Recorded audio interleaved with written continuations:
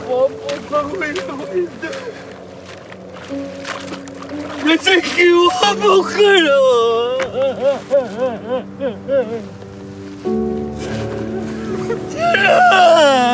화목하고 이러고 있는데 잘가 그래 잘가.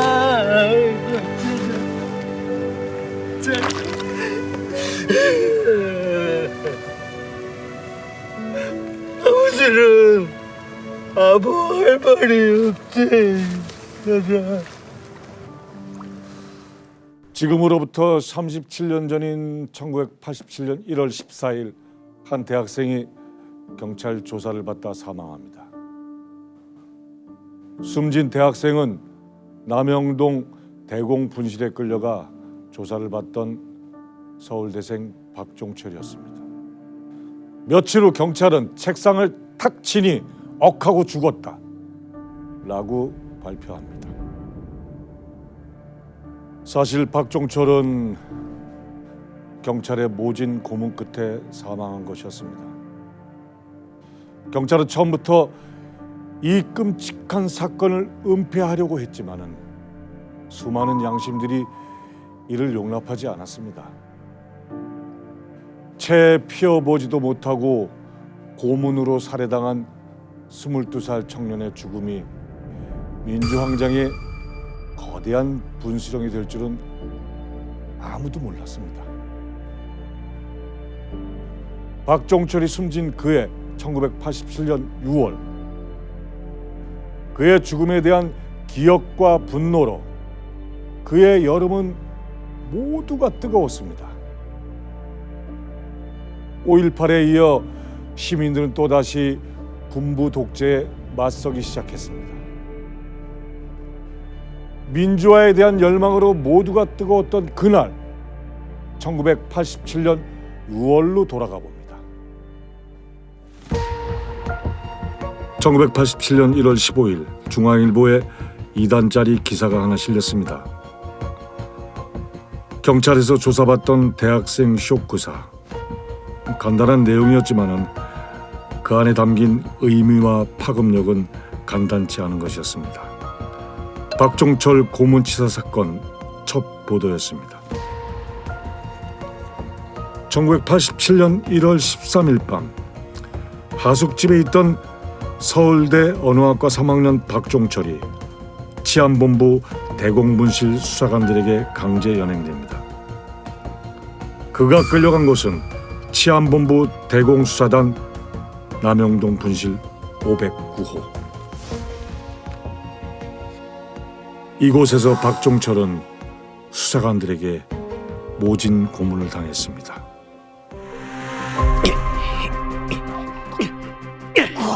박정훈이 어딨어? 네가 소속된 대학문화연구회 선배! 서울대 민추위 사건으로 수배 중인 박정훈 어딨어? 몰라요. 여기 남영동이야. 너 하나 죽어나가도 아무 일 안 생겨. 몰라요. 진짜 몰라요. 다시 담궈! 안 돼요. 안 돼. 안 돼.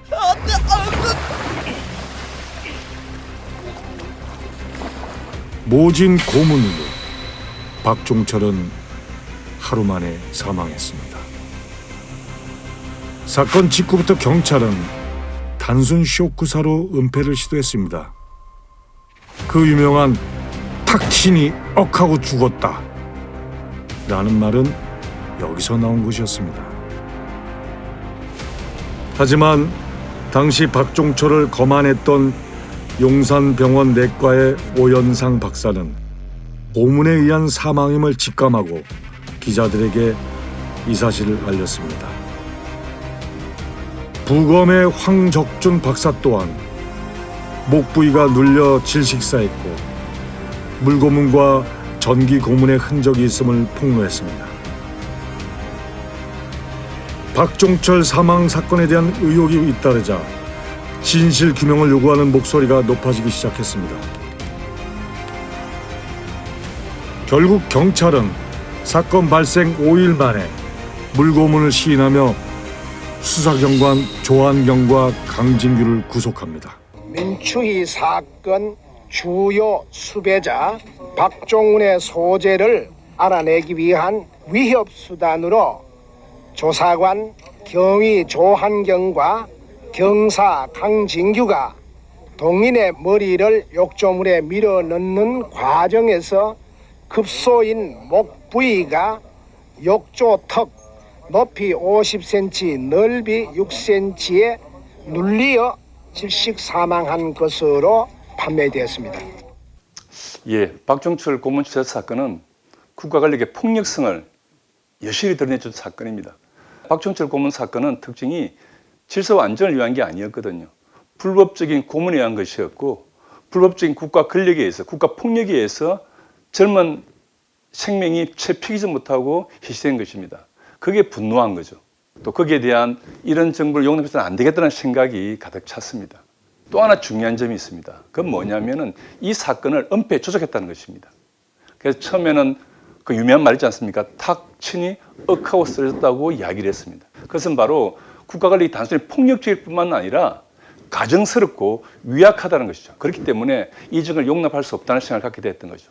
국민이 힘을 내서 국민이 나서서 바꿔야 되겠다. 이런 생각에 불을 지핀 것이 바로 박종철 고문 사건이라고 봅니다.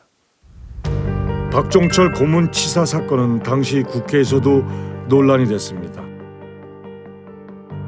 박종철 군의 죽음을 정말 애석하게 생각합니다. 첫째, 처음부터 검찰이 사건 조사를 하지 않고 경찰에게 맡긴 점은 국민의 의혹을 살 수밖에 없습니다. 둘째, 큰 사건은 언제나 현장 검증을 해왔습니다. 그런데 이번 사건은 실황 조사로 한 것은 납득이 가지 않습니다. 박종철 군 사건은 빨리 마무리되어야 하고 그 상처를 빨리 아물게 해야 합니다. 이를 통해 심기일전에서 이 사건보다 더 큰 합의, 개헌 작업도 빨리 시작해야 할 것입니다. 우리나라 경찰관이 조사 과정 중 사람을 고문해서 살해한 이 사건을 보고 느낀 것이 있습니다. 이는 21세기를 지향하는 현대 문명국가, 즉 대한민국의 국민이라는 사실을 부끄럽게 하는 일이었습니다. 박종철 군 고문 살해 행위가 일어난 이후 말로만 법치주의 구호를 외치고 있는 현 정부 당국의 대응이 사실상 극히 미흡하고 불성실합니다. 앞으로 이런 행위가 일어나지 않도록 하겠다는 의지의 표현이 너무나 부족하다고 느껴지기 때문입니다. 따라서 많은 국민들의 항의가 빗발치고 있고 이 국회가 열리고 있는 것이 아닌가 하는 것입니다. 청년 대학생의 비참한 죽음 앞에 온 국민은 분노했습니다. 불법적 정권 탈취와 5.18의 희생을 무참히 밟고 들어선 50 정권의 포갑 정치에 국민들은 등을 돌렸습니다. 1985년 2월 실시된 12대 국회의원 선거는 집권 민정당의 완벽한 패배로 나타났습니다. 반면 김영삼과 김대중이 연합한 신한민주당은 창당 한 달 만에 제1야당으로 급부상합니다. 12대 총선에 나타난 국민들의 요구는 바로 민주화와 대통령 직선제 개헌이었습니다. 12대 국회의원 선거 결과 신민당은 전국구를 포함 67석을 차지해 제1당으로 확실히 자리를 잡습니다. 12대 국회 개원 전까지 야당 당선인들이 잇따라 합류하면서 103석을 보유한 사상 초유의 거대 야당으로 부상합니다. 원내 주요 세력을 형성한 신민당은 대통령 직선제 개헌을 위한 공세를 펼치기 시작합니다. 지난 총선을 통해 나타난 국민적 요구사항인 대통령 직선제 개헌을 거부함으로써 야기될 우려가 있는 국민적 저항의식을 정치로 수렴하기 위해서라도 개헌은 반드시 이루어져야 합니다. 하지만 전두환의 생각은 달랐습니다. 그는 1986년 1월 국정연설을 통해 임기 내 개헌 불가 입장을 밝힙니다. 대통령 선거 방법의 변경에 관한 문제는 평화적 정권 교체의 선례와 서울올림픽의 개최라는 긴급한 국가적 과제가 성취되고 난 연후인 오는 89년에 가서 그러한 성취의 바탕 위에서 논의하는 것이 순서라고 본인은 믿고 있습니다. 하지만 직선제 개헌을 요구하는 목소리를 더 이상 막을 수는 없었습니다.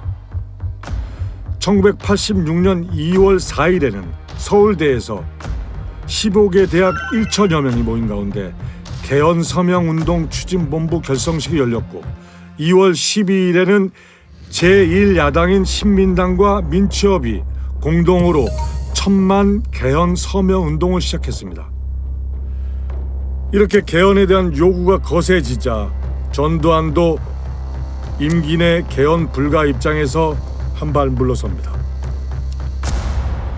1986년 4월 30일 청와대 3당 대표회담에서 국회가 합의한다면 임기 내 개헌에 반대하지 않겠다는 의견을 표명한 겁니다.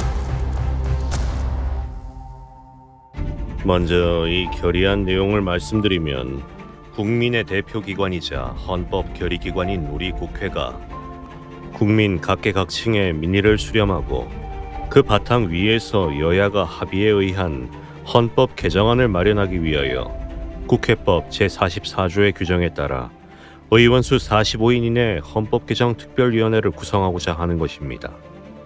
이 헌법개정특별위원회 구성안은 지금까지의 불신 그리고 대결의 정체를 극복하고 신뢰와 화합 그리고 협력의 새로운 정치 시대를 개막하고자 하는 우리 모두의 소망과 국민적 여망의 표현이기도 합니다. 그러면 이제 제안 설명드린 헌법개정특별위원회 구성 결의안에 대하여 국회 운영위원회 대안에 대한 이의가 없으십니까? 이의 없습니다. 가결되었음을 선포합니다. 85년 국회의원 선거가 있습니다. 12대 국회의원 선거에서 그 당시 강경야당이었던 신한민주당이 제1야당으로 부각이 됩니다. 이때부터 본격적으로 제도권에서 이제 직선제 개헌 논의가 나오는 거거든요. 국민이 직접 대통령을 뽑아야 되겠다는 이런 열망들이 가득했습니다. 그래서 86년 여야가 합의해서 그 헌법 개정 특별위원회를 만들게 됩니다. 문제는 뭐냐면 당시 여당이었던 민주정의당은 직선제 개헌할 마음이 없었습니다. 이제 민주정의당의 계획은 뭐였냐면은 자기들 중심으로 해서 많은 야권을 분열시켜서 자기들이 중심이 돼서 몇몇 군소야당과 연립정부가 구성이 되는, 즉 내각 책임제 정부를 구성하고 있었던 거죠. 야당인 신한민주당은 당연히 직선제 개헌을 요구했기 때문에 이 둘이가 합의할 수 있는 그런 구조가 안 됐던 것입니다. 그렇기 때문에 회의는 열렸지만 서로 대립하고 갈등하면서 지냈기 때문에 실효성을 기대하기는 어려운 상황이었다, 이렇게 봅니다. 헌법 개정 특위는 구성됐지만은 여야의 동상이몽은 여전했습니다. 의원 내각제를 모색하고 있는 민정당과 대통령 직선제를 주장하는 신민당이 합일점을 찾기는 쉽지 않았던 겁니다. 1987년에 들어서면서 정치권은 정치권대로, 제야와 학생들은 그들대로 헌법 개정에 대한 다양한 목소리를 표출하고 있었습니다. 그런 가운데 새해 벽두인 1월 14일 박정철 고문치사 사건이 발생한 겁니다. 경찰의 고문치사 은폐가 폭로되자 전국에서는 폭력 정권을 규탄하는 시위가 벌어졌습니다.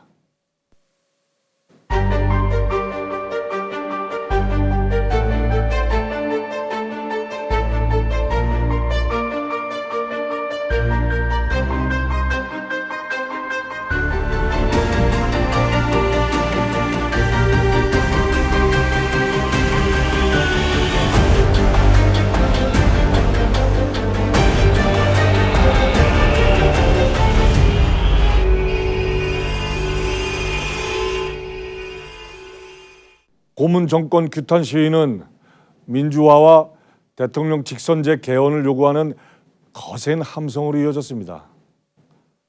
이런 상황에서 전두환은 국민들의 분노에 기름을 붓는 대통령 특별 담화를 발표합니다. 본인은 얼마 남지 않는 촉박한 임기와 현재의 국가적 상황을 종합적으로 판단하여 중대한 결단을 내리지 않으면 안 되게 되었습니다.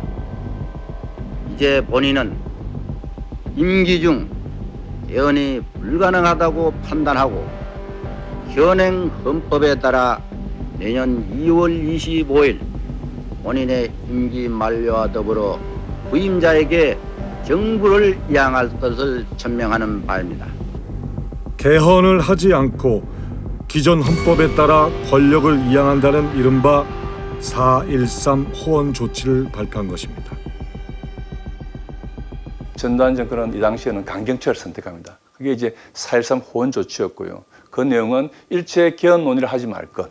그리고 차기 대통령 선거는 기존 간선제 틀에서 지나겠다는 걸 발표한 것이죠. 문제는 이제 이게 어떤 그런 강경책에 먹히다기보다는 오히려 국민들의 분노를 더 폭발시킵니다. 국민들이 자기 손으로 대통령을 뽑자는 대단히 소박한 요구였거든요. 이런 요구, 이런 직선제 개헌 요구에 대해서 헌법에 대한 논의를 하지 말라는 것은 국민의 언론의 자유, 양심의 자유를 침해하는 거예요. 대단히 기본적인 기본권을 침해하면서 권력 유지에 몰두한 겁니다. 그런 면에서 본다면 4.13 호원 조치는 전두환 정권이 의도했던 그런 그 안전을 가지기보다는 더 강력한 대정부, 반정부 시위를 이끌어내면서 오히려 국민들로 하여금 더 이상 이 정부를 용납해서는 안 되겠다. 정말 우리 힘으로 개헌을 하고 정부를 바꿔야 되겠다는 그런 강한 그런 어떤 그 결의를 다진 사건이 아닌가 싶습니다. 개헌 논의 자체를 금지하는 4.13 호원 조치는 곧 장기 집권 예고로 받아들여졌습니다. 직선제 개헌을 요구하는 목소리는 오히려 더 커졌고 반독재 민주화 운동의 횃불은 더 거세게 타올랐습니다. 1987년 4월 14일에는 김수환, 추기경 등 각계 인사들이 호원 조치를 비판하는 시국 성명을 발표하기에 이릅니다. 정권의 의도와는 다르게 4.13 호원 조치는 민주화 운동의 결정적 기폭제로 작용하기 시작합니다. 그러던 1987년 5월 18일 박종철 고문치사 사건이 은폐, 조작되었다는 새로운 사실이 폭로됩니다. 천주교 정의구현 사제단의 김승훈 신부가 5.18 7주년 기념미사 자리에서 박종철 고문치사 사건의 진상이 조작되었다고 폭로한 것입니다. 경찰의 은폐 조작 사실은 당시 민주화운동 중 투옥되어 복역 중이던 이부영을 통해 전해졌습니다. 안유 보안계장이라는 사람이 저를 평소에도 상당히 가깝게 생각하고 형이라고 부르고 그랬는데 형 나라 망하겠어요. 날 불러내서 만나더니 그러더라고.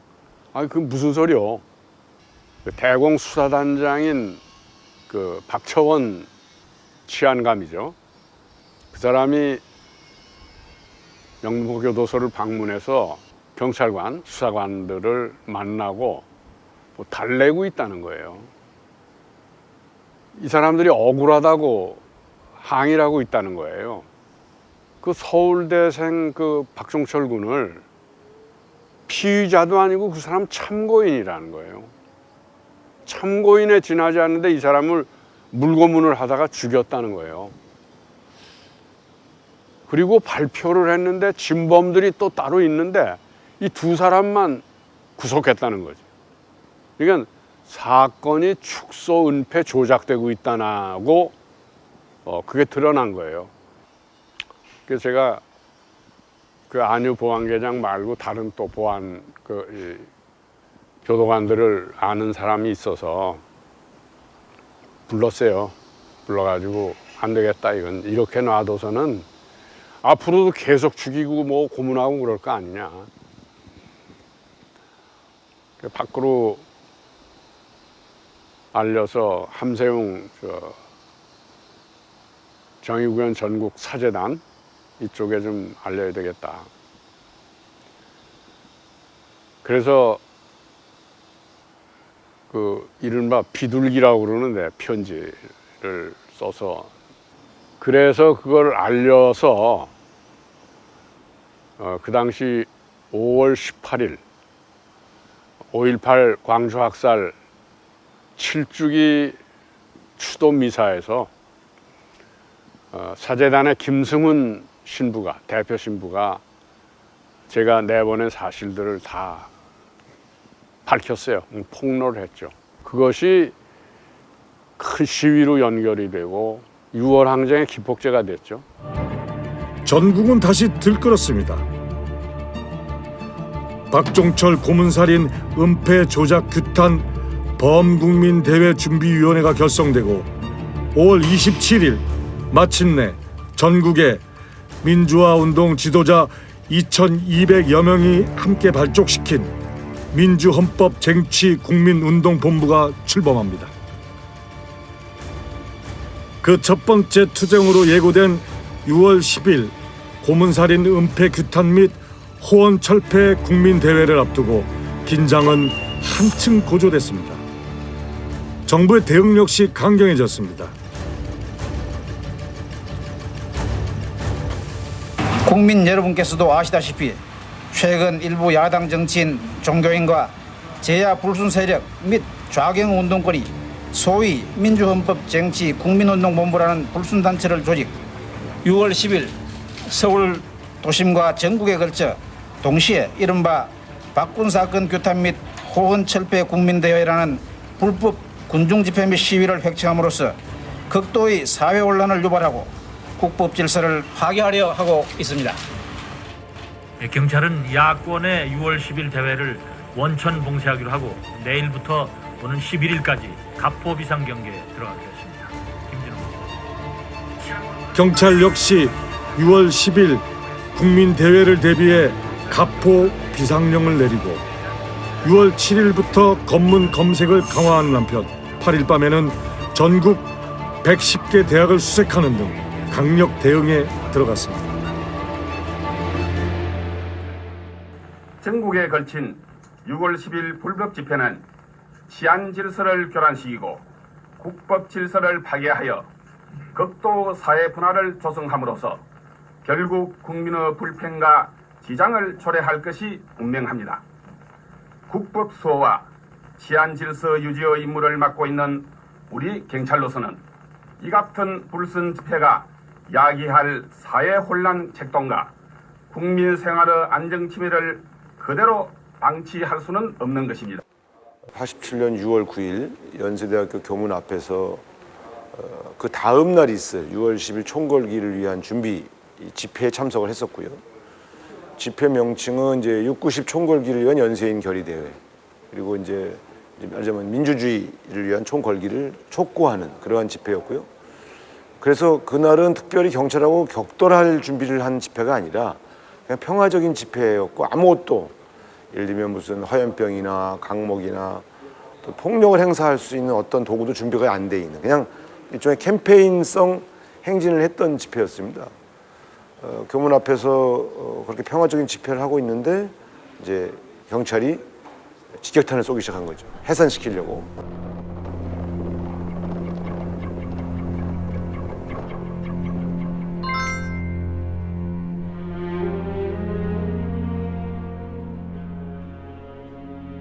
그런데 국민대회를 하루 앞둔 6월 9일 온 국민을 비탄과 충격에 빠뜨린 사건이 일어납니다. 맨손으로 구호를 외치던 학생들에게 경찰이 최루탄을 난사하며 진압에 나선 겁니다. 그 과정에서 한 학생이 머리에 최루탄을 맞아 중태에 빠지는 사건이 일어납니다. 피를 흘리며 친구의 품으로 쓰러진 청년은 연세대 경영학과 2학년 이한열이었습니다. 27일간의 사경을 헤매던 이한열은 그해 7월 5일 21살의 나이로 짧은 생을 마칩니다. 이한열이 최루탄에 맞아 생사의 기로를 헤매던 다음 날인 6월 10일 우리 민주주의의 위대한 분수령이 된 60 항쟁이 시작됐습니다. 그 이전에도 교문 앞에서 집회를 하다 보면 경찰이 던진 돌이나 이런 거에 이제 부상을 입고 응급실에 가서 이제 꿰매거나 응급처치를 받은 학생들은 많이 있었어요. 그런데 이게 뇌사 상태, 의식을 잃고 사경을 헤매는 상태까지 간 것은 처음이었기 때문에 이한열 군 옆에 서 있었던 수백 명의 학생들은 이게 나한테 벌어질 수 있는 일인데라는 그런 이제 인식을 하게 됐고, 또 하나는 그렇다면 이한열 군은 나를 대신해서 최루탄에 맞아서 사경을 헤매는 사람이니 더 이상 물러설 수가 없다.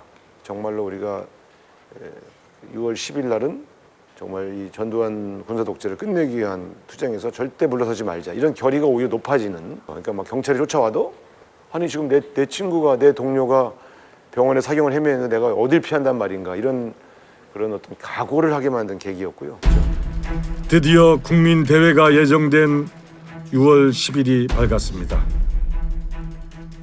공교롭게도 이날 잠실체육관에서는 여당인 민주정의당의 대통령 후보 지명대가 열렸습니다. 민주정의당 차기 대통령 후보로 노태우 후보가 선출되었음을 선포합니다. 민주정의당의 새 대통령 후보는 노태우. 광주를 피로 물들였던 두 주역 전두환과 노태우는 손을 맞잡고 환호했습니다. 그리고 그 시각 전국 각지에서는 박종철 고문살인 규탄과 민주헌법 쟁취를 위한 대규모 시위가 벌어졌습니다. 오늘 우리는 전 세계의 이목이 우리를 주시하는 가운데 40년 독재 정체를 청산하고 희망찬 민주국가를 건설하기 위한 거보를 전 국민과 함께 내딛는다. 국가의 미래여 소망인 꽃다운 젊은이를 야만적인 고문으로 죽여놓고 그것도 모자라서 뻔뻔스럽게 국민을 속이려 했던 현 정권에게 국민의 분노가 무엇인지 분명히 보여주고 국민적 여망인 개헌을 일방적으로 파기한 4.13 폭거를 철회시키기 위한 민주장정을 시작한다. 국민운동본부의 지침에 따라 거리의 자동차들은 오후 6시를 기해 일제히 경적을 울렸고 승객들은 흰 손수건을 흔들며 동참했습니다.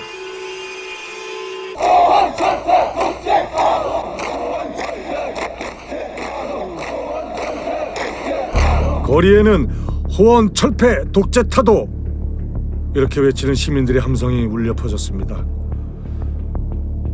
6월 10일 하루에만 전국 22개 도시에서 학생과 시민 3,800여 명이 경찰에 연행됐습니다. 첫날만 해도 주로 시위대는 학생들 중심으로 진행됐고요.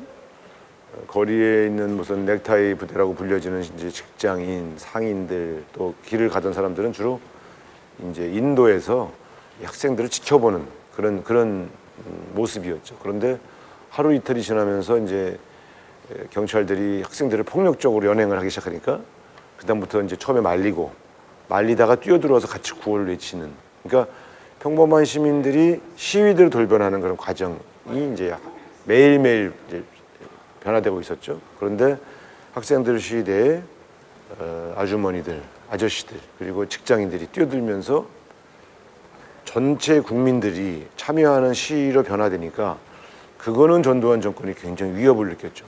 그러니까 학생들만으로 고립돼 있으면 그냥 탄압하면 되는데 전체 국민 항쟁으로, 그리고 전국적으로 퍼지기 시작하니까 정권 차원에서 굉장히 위협을 느꼈던 그런 시위로 점점 진화되고 발전된 것이죠. 서울 시내 호텔에서 민정당의 노태우 대통령 후보 지명을 축하하는 연회가 열리고 있던 시각, 일부 시민들은 이한열처럼 최루탄에 의한 희생자가 나오지 않을까 진압에 나선 전경들에게 최루탄 발사 자제를 요청하기도 했습니다. 한편 경찰에 쫓긴 서울의 시위대 500여 명이 명동 성당으로 밀려났습니다.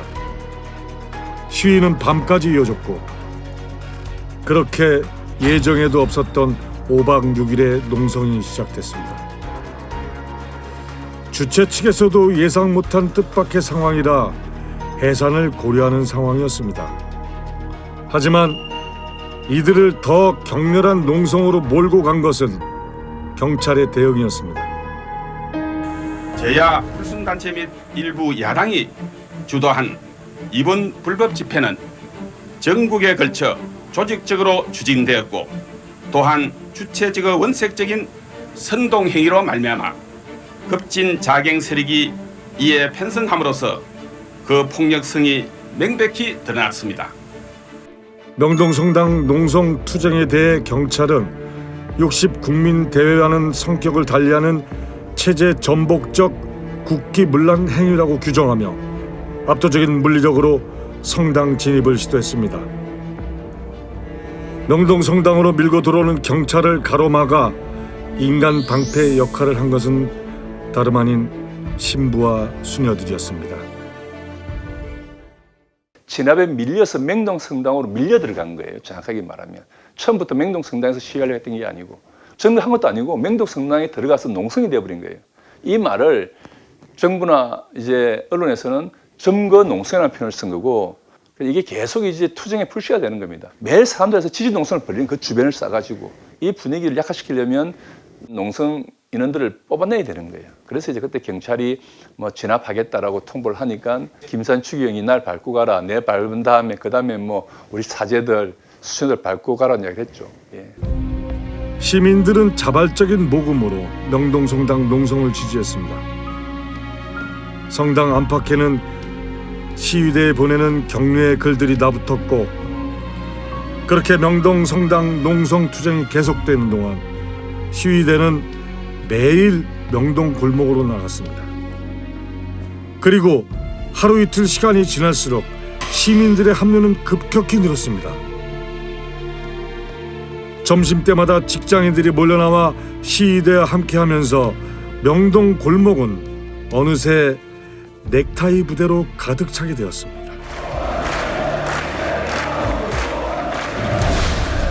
박종철과 이한열 사건을 겪으면서 학생들과 시민들은 한 목소리로 독재 타도 호원 철폐 이렇게 외치게 된 것입니다. 60 국민대회를 시작으로 5박 6일간에 이어졌던 명동성당 농성은 6월 15일 오후 4시 정의구현사재단 함세웅 신부의 중재로 귀가하며 마무리됐습니다. 명동성당 농성 투쟁은 이후 6월 항쟁의 구심점이 됐습니다.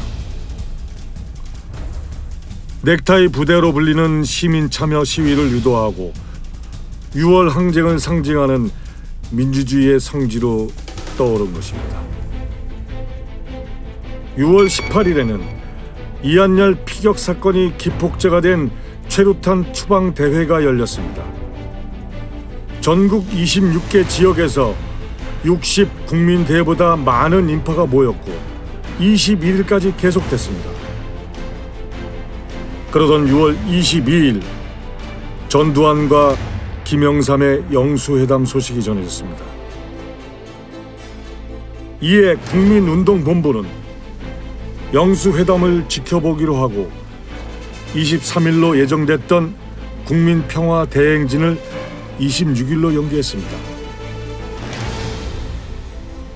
그리고 24일 전 국민의 이목이 집중된 가운데 전두환과 김영삼의 영수회담이 열렸습니다. 4.13 호헌 조치를 철회하고 직선제 개헌을 해야 합니다. 본인은 개헌 논의를 하겠습니다. 김대중 민주협의장 가택연금도 해제하고 이번에 시위하다 구속된 사람들 모두 석방해야 합니다. 모든 전국 책임을 노태우 민정당 대표에게 넘겼습니다. 대통령 후보인 노태우 대표와 상의하세요. 대통령이 책임자 아닙니까? 왜 자꾸 미루는 겁니까? 이런 회담 계속할 필요 없습니다.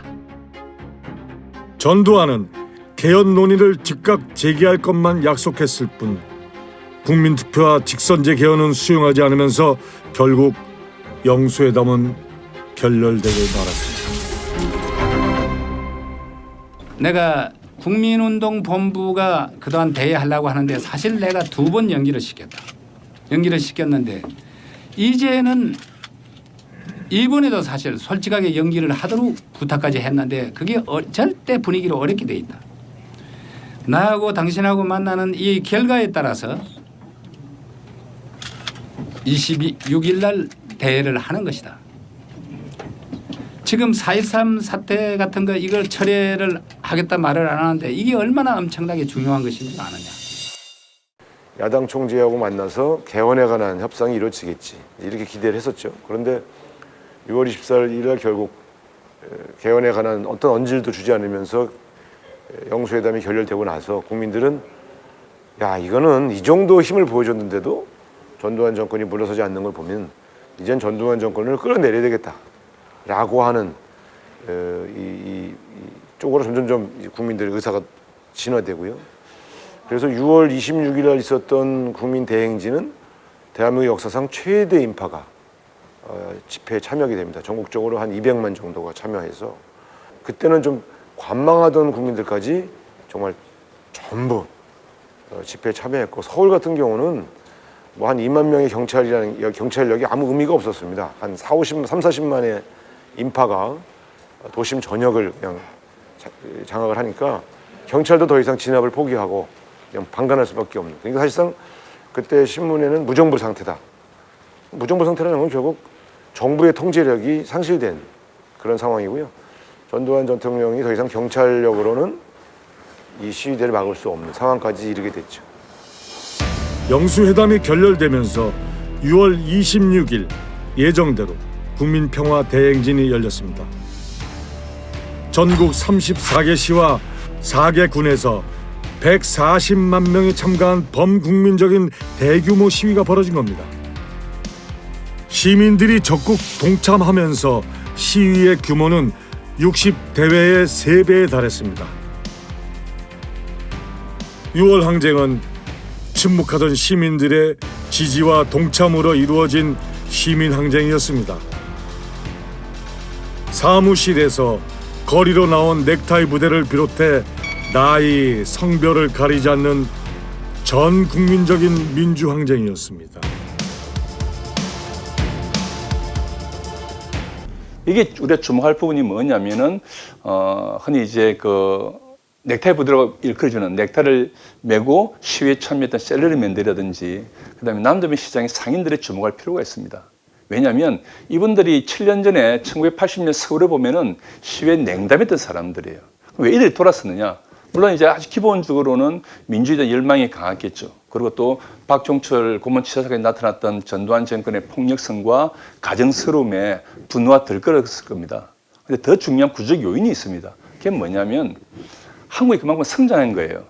우리나라는 그 당시에도 한국 경제를 설명하는 중요한 용어가 관치 경제입니다. 정부가 주도해서 경제를 이끌어가는 거죠. 정부가 앞서 나가면 기업과 시장이 따르는 구조였습니다. 근데 이제 그 사이에 한국 경제 상당히 성장을 하거든요. 이제 관치라고 하는 옷이 불편해진 겁니다. 그래서 시장과 기업 차원에서 더 많은 자율성, 더 많은 민주주의가 필요했던 겁니다. 그렇게 시장과 기업은 더 많은 자유를 요구하는데 정치는 훨씬 더 억압적이 되고 더 폭력적이 되는 거거든요. 거기에 분노할 수밖에 없는 거죠. 그런 맥락에서 본다면 6월 민주항쟁에서 참여했던 그런 넥타이 부대라든지 또 남대문 상인들의 모습들은 한국에서 그만 성장했다, 성숙했다. 그리고 이제 더 이상 권위주의 정권을 용납하지 못할 정도로 성장했다는 것을 의미한다고 봅니다. 1987년 7월 5일 중환자실에서 27일간 사경을 헤매던 이한열이 사망했습니다. 7월 9일 열린 장례식은 서울, 광주, 부산 등지에서 100만 명의 추모객이 모인 가운데 민주국민장으로 치러졌습니다. 박정 살렸어요. 오동을 열었어요. 기억 열렸어요. 기억 열렸어요. 광장에 모인 시민들은 호원 철폐, 독재 타도의 함성으로 하나가 되어가고 있었습니다. 1987년 6월은 민주화 투쟁의 거대한 함성이 온 나라에 울려 퍼졌습니다.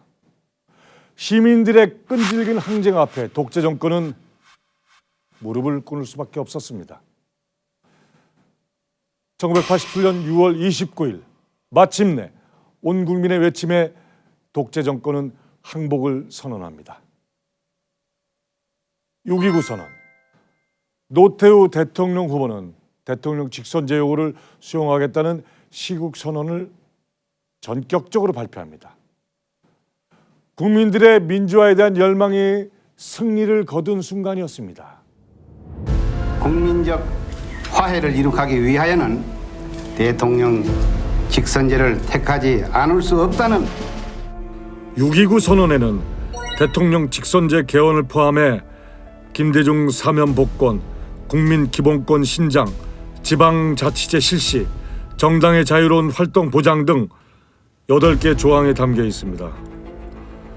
노태우 후보는 자신의 구상을 발표하면서 이를 청와대에 건의해 받아들여지지 않는다면 민정당 대통령 후보와 당 대표직을 포함한 모든 공직에서 물러날 것임을 함께 밝혔습니다.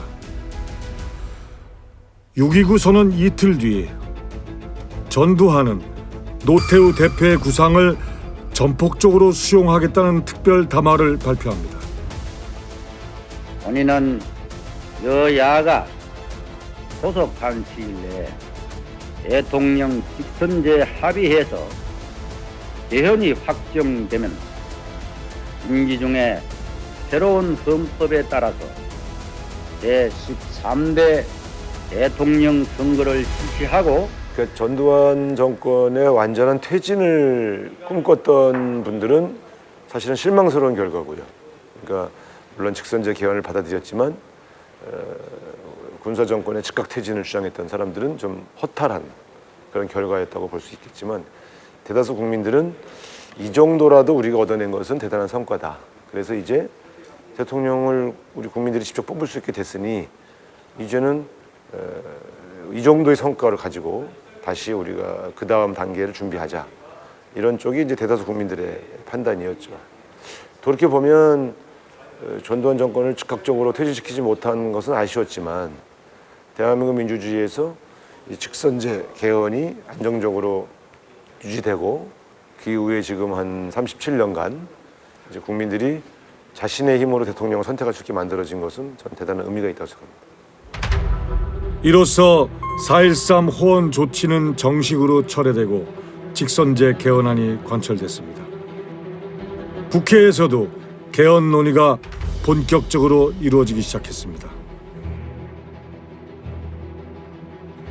당 소위원회는 1987년 8월 31일 제7차 헌법개정특별위원회의 의결에 따라서 헌법 개정안을 기초하라는 중요한 임무를 띠고 민주정의당, 한국국민당 10인으로 구성되어서 9월 1일부터 17일까지 8차례의 회의를 가졌습니다. 그 주요 내용을 말씀드리면 정치 형태는 대통령 중심제의 현행 체제를 유지하면서 대통령 직선의 국민적 합의를 받아들여서 제67조에서 대통령은 국민의 보통, 평등, 직접 선거에 의해 선출하도록 대통령 직선제를 채택하였습니다. 헌정사상 최초로 여야의 합의에 의한 개헌, 유신 헌법에 의해 박탈당했던 국민들의 권리를 16년 만에 되찾은 9차 개헌은 대한민국 민주주의에도 큰 영향을 끼쳤습니다. 8월 초부터 시작된 여야 8인의 대표로 구성된 개헌 특위에서 초안이 작성됩니다. 5년 단임의 대통령 직선제 도입, 대통령 권한 제한 등을 통해 국민의 뜻에 따른 민주적인 정권 교체 가능성이 부여됐습니다. 제9차 헌법 개정안은 1987년 10월 12일 마침내 국회에서 의결됩니다. 지난 10월 5일에 대통령께서 국무총리가 대독한 가운데 6.29 노태우 선언과 7월 1일에 대통령 연설로 정치 발전과 국민 화합의 큰 문이 열리고 우리 정치사에 새로운 이정표가 마련되었다고 했습니다. 그리고 10월 6일에는 여러분의 노태우 총재께서 대표 연설을 통해서 40년 정치 사상 처음으로 여야 합의 개헌을 구성시키며 16년 8개월 만에 국민의 손으로 직접 대통령을 뽑게 되었다고 말하고, 이번에 개정되는 헌법은 대통령 직선제만 관철되었다고 해서 민주화가 될 것은 아니며 그것은 민주주의를 위한 필요 요건일 따름입니다. 이 헌법 개정안은 국회법 제105조 제4항의 규정에 따라 기명투표로 표결하게 되어 있습니다. 총 투표수 258표 중 가 254표, 부 4표. 대한민국 헌법 개정안은 제적의원 3분의 2 이상의 찬성을 얻어 가결되었음을 선포합니다.